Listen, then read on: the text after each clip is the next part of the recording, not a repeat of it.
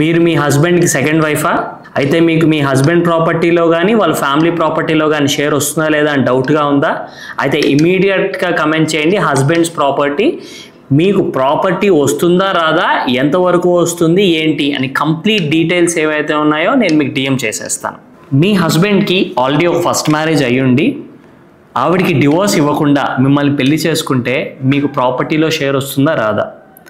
ఒకటి, మీ హస్బెండ్ యొక్క first wife కనుక చనిపోయి ఉంటే ఆటోమేటిక్గా మీరు మీ హస్బెండ్కి ఫస్ట్ లీగల్ హెయిర్ అవుతారు.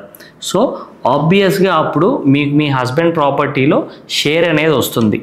కానీ అదే మీ హస్బెండ్ యొక్క ఫస్ట్ వైఫ్ ఎవరైతే ఉన్నారో ఆవిడ చనిపోకుండా మీ హస్బెండ్ మిమ్మల్ని పెళ్లి చేసుకొని ఇప్పటికి కూడా ఆవిడ బతికే ఉంటే మీకు ప్రాపర్టీలో అయితే షేర్ రాదు.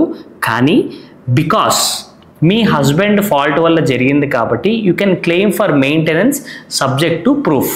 మీకు ఇక్కడ మెయింటెనెన్స్ రావాలి అంటే మీరు ఏం ప్రూవ్ చేసుకోవాలి?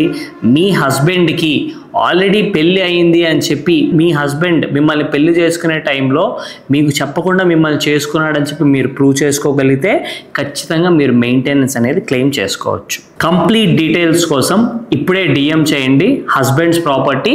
కంప్లీట్ డీటెయిల్స్ అనేవి మీకు డిఎం చేసేస్తాను. Thank you.